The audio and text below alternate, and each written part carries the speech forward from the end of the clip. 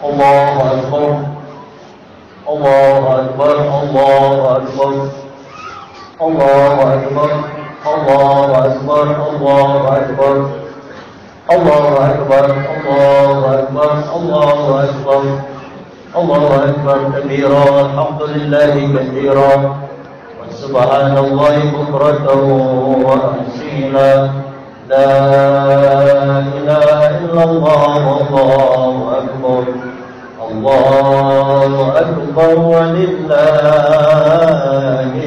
الحمد الحمد لله نحمده ونستعينه ونستغفره ونعوذ بالله من شرور أنفسنا ومن سيئات أعمالنا من يهد الله فلا مضل له ومن يضلل فلا هادي له أشهد أن لا إله إلا الله وحده لا شريك له وأشهد أن سيدنا ونبينا محمدا عبده ورسوله لا نبي بعده اللهم صل وسلم وبارك وكرم على هذا النبي الكريم والرسول العظيم سيدنا ومولانا محمد وعلى آله وأصحابه ومن تبع الهدى إلى يوم القيامة أما بعد فيا عباد الله اتقوا الله حق تقاته ولا تموتن إلا وأنتم مسلمون وقد قال الله تعالى في كتابه الكريم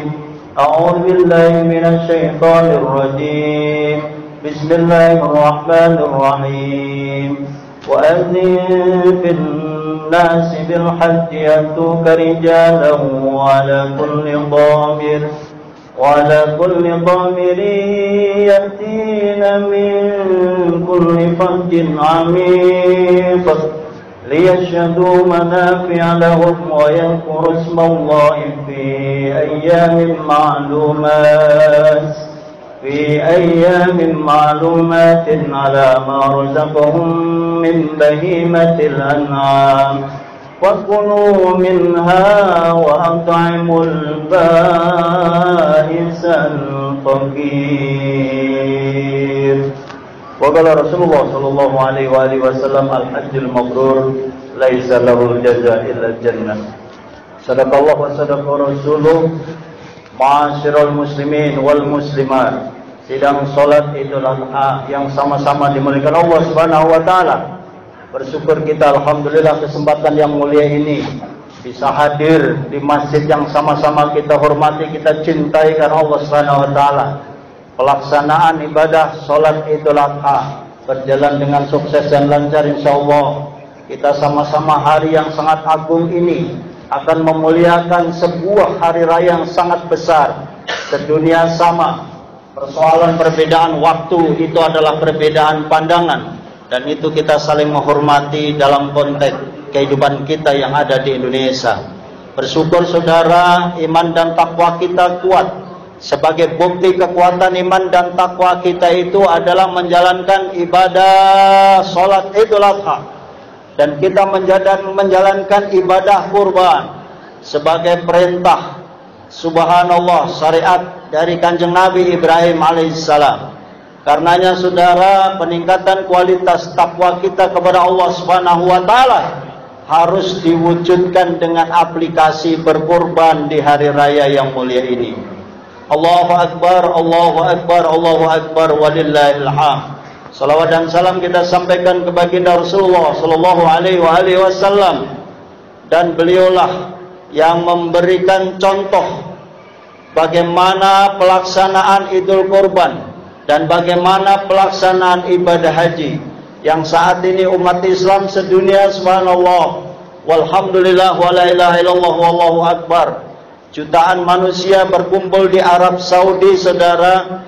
Yang kemarin kita berpuasa untuk Tarwiyah dan Arafah, mereka berjuang keras, yaitu ihram haji dari Mekah menuju ke Arafah. Al-Hajju Arafah, haji adalah Arafah.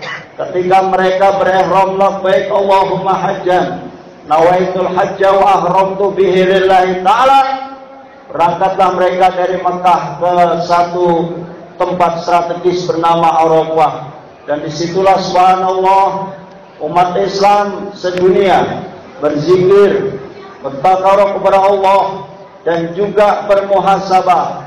Man arafa nafsahu faqad arafa rabbahu.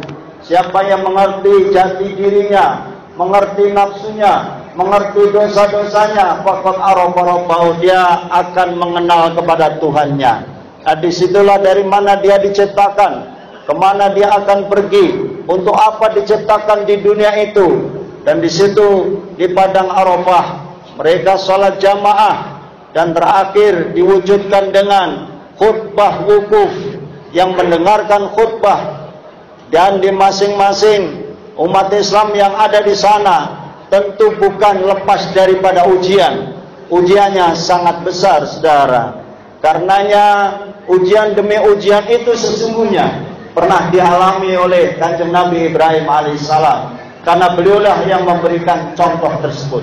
Kemudian jamaah umat Islam sedunia setelah dari padang Arafah, berangkatlah dia mabit ke Musdalifah untuk mengambil kerikil batu. Dan mabit Musdalifah itu adalah sebuah wajib haji yang harus dilaksanakan. Apabila wajib haji mabit di Musdalifah tidak dikerjakan, maka hajinya sah dengan catatan membayar dam. Berbeda dengan rukun haji yang harus dilaksanakan semua dan tidak sah apabila tidak dikerjakan. Itu disebut rukun haji. Ma'asyiral muslimin wal muslimat, sidang sholat Idul Adha yang dimuliakan Allah Subhanahu wa taala, bergeser dari Musdalifah, umat Islam sedunia mereka berangkat ke Mina untuk menjalankan mabit Mina juga sebagai rukun haji, saudara, sebagai wajib haji. Sekali lagi, yang ada di Mina adalah mabit di Mina wajib haji. Karena itu mereka tepat pada tanggal 10 Zulhijjah, di mana di Indonesia kita sedang berhari raya, tetapi mereka melempar jumroh yang bernama jumroh Aqobah. Apabila telah selesai melempar jumroh Aqobah dengan 7 kali lemparan, filosofinya adalah bagaimana ketika kebimbangan Nabi Ibrahim, kebimbangan Ismail, kebimbangan istrinya dalam konteks pelaksanaan Idul Kurban. Ketika Nabi Ibrahim diperintah untuk menyembelih anaknya, bukan nggak ada godaan, saudara.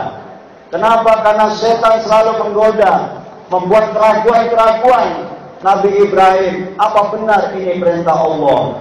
Nah, dalam satu ayat disebutkan, walamma balagha ma'ahu sa'ya, ketika Nabi Ismail sudah mencapai usianya yang tengah remaja, qala ya bunayya, berkata siapa Ibrahim kepada anaknya, inni ara fil manam, sungguhnya saya semalam bermimpi, anni azbahuka, saya menyembelihmu nak, fanzur madza taro, apa pendapatmu? Luar biasa Nabi Ibrahim ketika mendapatkan perintah untuk menyembelih Ismail, tetap berdemokrasi, berdiskusi, bermusyawarah, mengajak bicara kepada anaknya.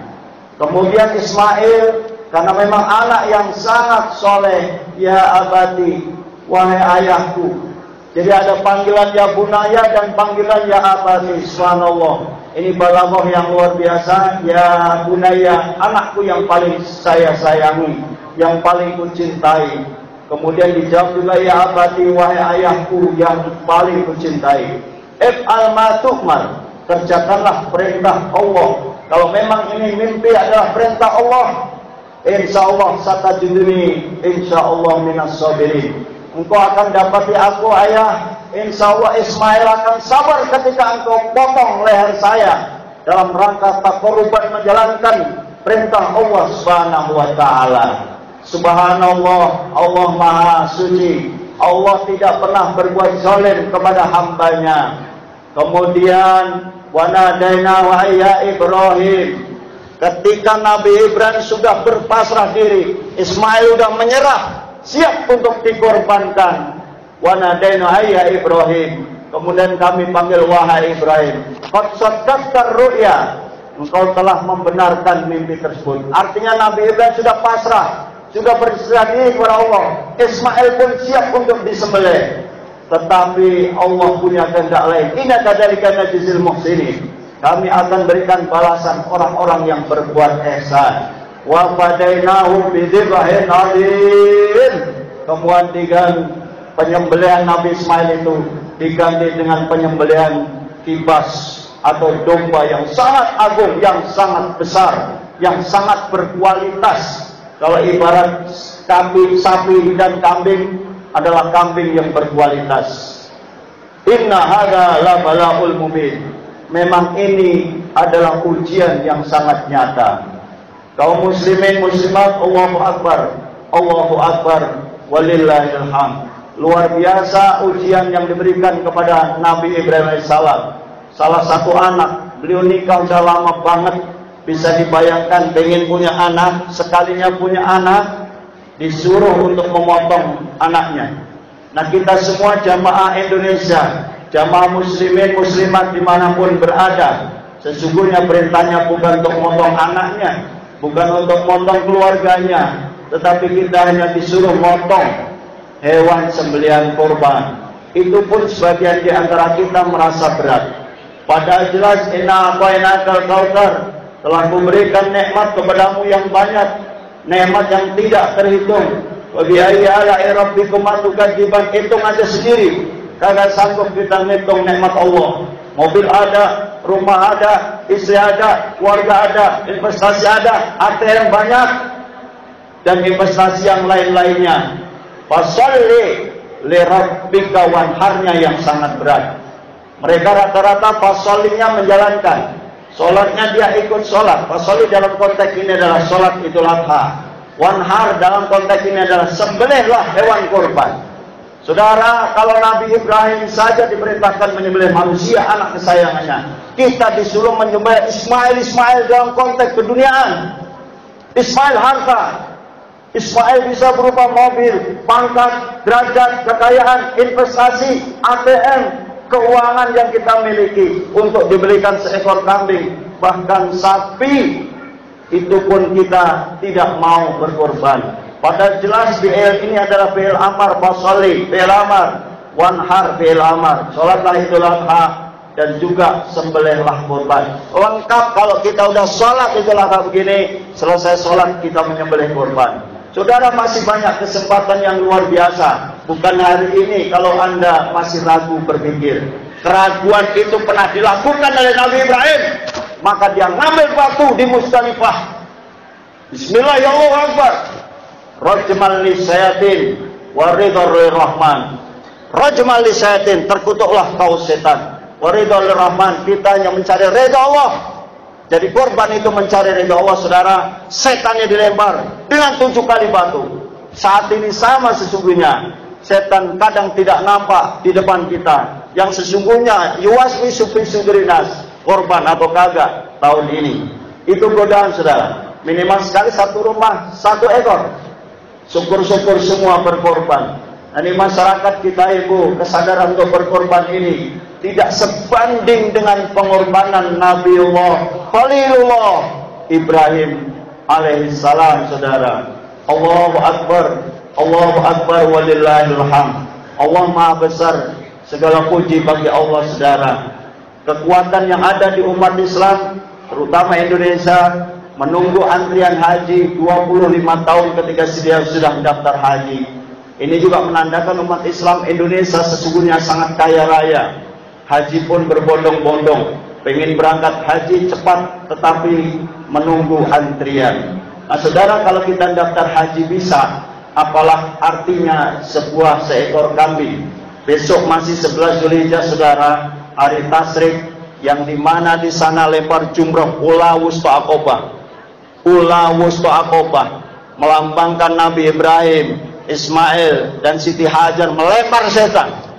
Kita disunahkan untuk memotong hewan kurban, bukan hanya hari 10 Zulhijjah ini, tapi di tanggal 11, 12 Zulhijjah sama jumlah Ula Wusta dan Aqobah bisa kurban. 13-nya Zulhijjah juga masih bisa kurban. Karenanya disunahkan kita mulai semalam, bahkan besok 11, 12, 13 Zulhijjah untuk takbir Allahu Akbar, Allahu Akbar, Allahu Akbar walillahil hamd, sebagai lambang kemenangan. Ketika Ismail sudah pasrah, Nabi Ibrahim sudah kuat mental, walaupun digorok tidak pedas, tadinya kebalik. Kemudian mungkin Nabi Ibrahim ekspresinya tidak kuat mental untuk melihat anaknya sendiri yang akan disembelih. Tapi Allah punya kehendak yang lain. Pulanglah dua hamba Allah ini ketika Allah memberikan bid'hen azim, hewan korban yang luar biasa, dibawa pulang. Mendengarlah Siti Hajar takbirannya Nabi Ibrahim. Ada suara takbiran Nabi Ismail, Allahu Akbar, Allahu Akbar, la ilaha illallah, Allahu Akbar, Allahu Akbar, walillahil hamd. Ketika melihat sang suami tercinta, sang anak tercinta, Siti Hajar, subhanallah, kok dua-duanya masih hidup. Beliau juga langsung takbir, Allahu Akbar, Allahu Akbar, Allahu Akbar, la ilaha illallah, Allahu Akbar, Allahu Akbar, walillahil hamd. Nah, ini saudara, lambang tiga hamba Allah. Bagaimana figur ayah yang terbaik, bagaimana menjadi anak-anak yang terbaik, anak yang solihah, anak yang tahu diri, anak yang berbakti kepada kedua orang tuanya. Dia tahu roh, dia diajarin rohaniah, diajarin tauhid, mengesahkan Allah, berpasrah diri kepada Allah, gak takut miskin, gak takut jatuh pailit, tidak takut uangnya kehabisan hanya untuk sebuah pengorbanan. Karena masih kesempatan saudara, kamu monitor tadi bahwa sapi baru 2 ekor dan kambing 9 ekor. Saudara, masih banyak kesempatan tanggal 11, 12 dan 13 Zulhijjah. Allahu Akbar, walillahil hamd. Dalam sebuah ayat disebutkan saudara bahwa konteksnya Idul Adha ini adalah yang paling penting adalah kurban, dan yang kedua adalah ibadah haji. Ini menjadi dilematika kita semua. Jikalau kita tidak punya nawaitu labbaik Allahumma labbaik, labbaik la syarika lak labbaik, innal hamda wa ni'mata laka wal mulk la syarika lak. Seyogyanya dari sekarang, sekalipun umur kita masih kecil, anak-anak kita tanamkan supaya dia labbaik Allahumma hajjan. Panggilan itu yang terpenting saudara. Sebagaimana tadi labbaik Allahumma qurbanan, sanggup menjalankan kurban dan sanggup juga menjalankan haji. Persoalan kita mati sebelum pergi haji. Nawa itu kita sudah dicatat oleh Allah Subhanahu wa taala. Innamal a'malu binniyat saudara. Nah, muqtarinan bi fi'linya di mana itu ibadah haji? Bukan hanya di lisan, tapi segera nabung, segera daftar. Boleh juga dijual sebagian investasi, sebagian mimma tuhibbun, mimma tunfikun, dikit aja apa yang telah diberikan oleh Allah. Misalnya kita punya kontrakan 40 pintu, sepintu 2 pintu untuk haji, subhanallah, untuk umroh, subhanallah, al umroh bainal umroh kafaratul lima bainahuma. Umroh satu dengan umroh yang lain menjadi penebus dosa-dosa kita saudara. Apalagi haji, al hajjul mabrur, katakan Nabi Muhammad sallallahu alaihi wasallam, haji yang mabrur itu laisa lahul jaza, enggak ada balasan illal jannah, kecuali surga. Laisa lahul jaza illa, ada lam kemudian diakhiri dengan ila. Subhanallah, artinya pahala bagi orang yang sudah haji pasti dijamin oleh Allah masuk surga. Subhanallah, dalam surat Ali Imran misalnya jelas, wa atimul hajja wal umrata lillah. Sempurnakan haji, sempurnakan Allah, sempurnakanlah umroh karena Allah Ta'ala. Walillahi 'alan nasi hajjul bait, diwajibkan kepada semua manusia untuk menjalankan haji di Baitullah. Man istata'a ilaihi sabila, yang memang punya istita'ah. Saudara, istita'ah itu harus ada nawaitu yang keras. Konsepnya tadi labbaik. Ketika kita didengar ada Allahu Akbar, labbaik cara salat. Sebagaimana panggilan ketika sudah malaikat Israel datang, kagak ada yang bisa nolak. Panggilan kematian. Nah, ini panggilan haji saudara, bukan hanya spesial bagi orang yang agnia, yang punya duitnya banyak. Ada yang triliunan, ada yang miliarder, hidayah belum muncul, dia bilang saya belum panggilan. Padahal sudah dipanggil oleh Allah Subhanahu wa taala. Wa adzin fil nasi bil haji yatuka rijalan wa ala kulli dhamir yatina min kulli fajjin amin. Wa adzin, seru, panggil bin nasi bil haq, kepada seluruh manusia, ya'tuna rijalan wa ala kulli dhamir. Mereka akan datang berbondong-bondong. Kalau dulu rijalan jalan kaki, wa ala kulli dhamir naik onta. Sekarang pesawat terbang, jas. Selesai sampai ke Makkah atau Madinah. Bagi mereka yang gelombang 1 Madinah, gelombang 2 adalah Makkah. Ketika saat-saat sekarang ini saudara, jamaah haji kita lagi luar biasa perjuangannya. Indonesia jamaah menyadarkan diri. Kita kirim doa untuk mereka, kelancarannya, kesehatannya, kemabrurannya.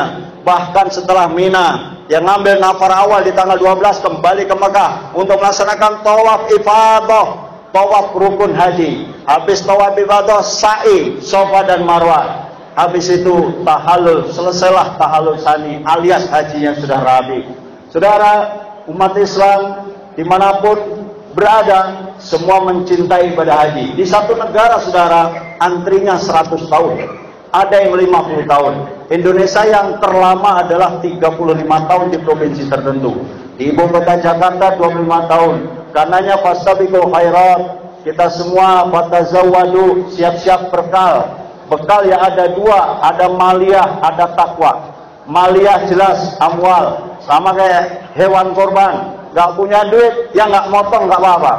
Tapi kata Rasulullah, man kana lahu sa'atan, siapa punya harta, siapa punya uang, investasinya 4 hari aja dia makan. 10 Zulhijjah, 11, 12, 13, dia punya makan untuk anak istrinya.